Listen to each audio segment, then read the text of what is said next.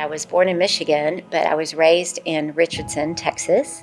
We have 5 children in our family, and my twin and I are the youngest. No one in my family went to Baylor, but I had high school friends that came to Baylor, and I came with them and absolutely fell in love with it.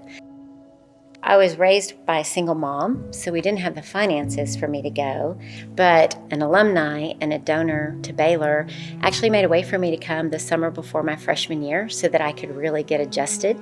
And with the support of the faculty and then the financial aid office, I was able to be very successful. Honestly, Baylor was a trajectory changer for me. Prior to traveling internationally, being exposed to the human trafficking, I really had no radar for human trafficking and was absolutely shocked that every time I went into a country, that's what I was seeing. And so that had never been on my radar, never thought I would do that area of ministry, but was so burdened over time that felt like I have to do something about it. And so that's when everything changed and we started Unbound.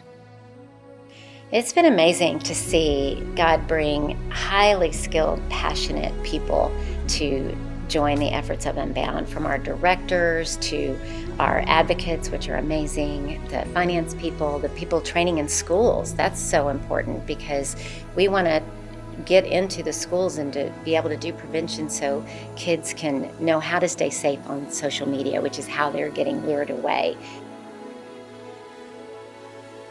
I thought we would do more international human trafficking work.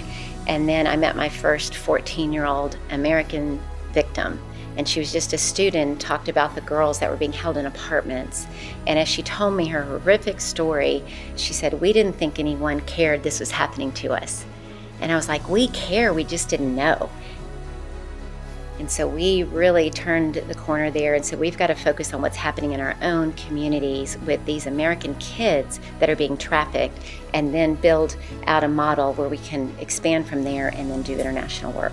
We see children that are trafficked by their parents for drugs or for rent. We see young teens that are exploited by gangs for revenue or from a pimp in the street, and most of the time online, young men and young women both.